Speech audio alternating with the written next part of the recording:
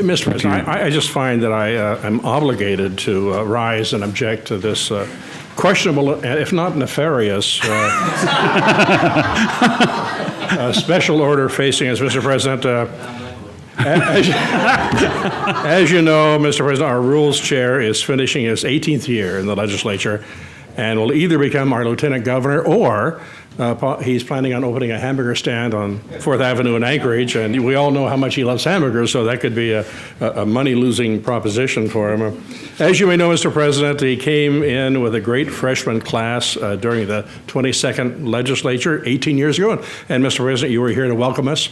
That may be too strong a word, but you were here anyway, and we do appreciate your being here. And Mr. President, it was a sort of interesting group in the House. The freshmen were Mike Chenault, Harry Crawford, Bud Fate, Gretchen Guess, Joe Hayes, Ken Lancaster, Liesl McGuire, Drew Scalzi, Peggy Wilson, Kevin Meyer, and myself. And in the Senate, it was Donnie Olson. Today, Mr. President, there are only 4 of us left standing out of a perfect dirty dozen. During our early years, Mr. President, I'd like to point out that Norm Roper, whom I'm sure you well remember, took it upon himself to mentor the new legislators, and he told us freshmen should be seen and not heard. Clearly, Kevin ignored that wise advice in his tenure here. In the House, Kevin's rise to greatness, Mr. President, began as the co-chair of the powerful Community and Regional Affairs Committee. Not the vice chair, Mr. President, but the co-chair. And later on, he surprisingly gave up that plum position to be the co-chair of House Finance. He did that. And as finance co-chair, we found he kept winning at the conference table. So we all worked hard here in the Senate to bring him over to the Senate in order to level the playing field a little. When he left the House, Mr. President, they said he came to the dark side. His colleagues on the dim side, of course, insisted that his leaving the House raised the IQ of both bodies. Raising the House IQ when he left and raising the Senate when he arrived. One of the first bills he passed in the 22nd legislature, Mr. President, was House Bill 214. The title is Civil Action Against Minors in Bars, which really set the stage for him sponsoring enormously significant legislation that basically took the joy out of being a teenager, Mr. President. I'll point out later bills that he sponsored, including but not limited to House Bill 92, alcohol sales near schools and churches, House Bill 247, detention of delinquent minors, House Bill 281, civil liabilities for providing alcohol to people under 21, House Bill 18, parental liability for child's damage, House Bill 428, civil penalty for minors and alcohol, House Bill 116, liability for alcohol law violations. House Bill 118, prohibit allowing minors to have alcohol. Senate Bill 194, minors alcohol violation and ID cards. And Mr. President, finally, I'll point out Senate Bill 15, sex offenders underage alcohol offense. So clearly, Mr. President, he knows something about the seamy underbelly of being a delinquent teenager, which makes you wonder what kind of a rough and tumble place Beatrice, Nebraska truly is. And we don't know much, Mr. President, about Beatrice, Nebraska, but we do know their motto is, don't send Kevin back.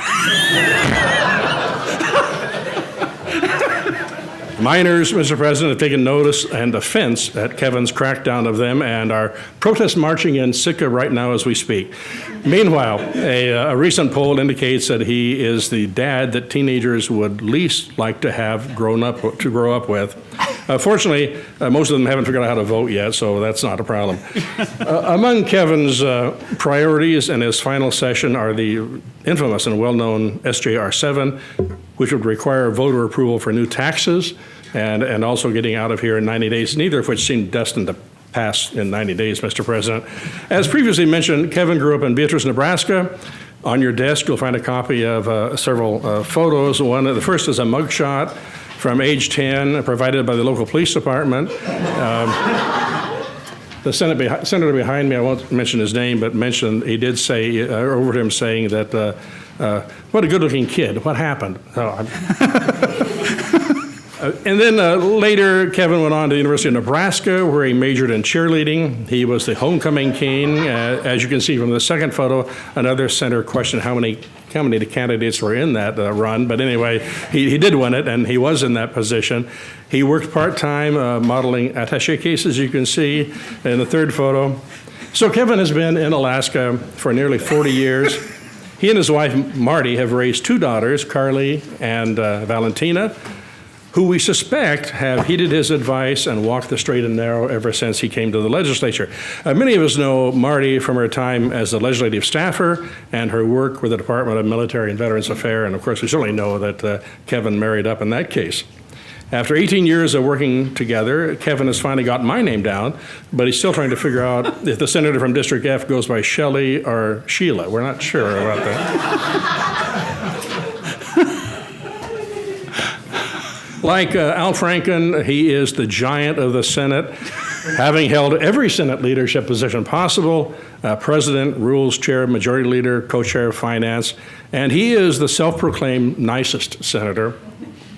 Although the senator to my left says that's really him, and of course we all know it's really me. So in any event, we will truly miss Kevin and wish him well. And if he does make it to the third floor, we know we will have a friend there, and we just hope he'll let us pass security.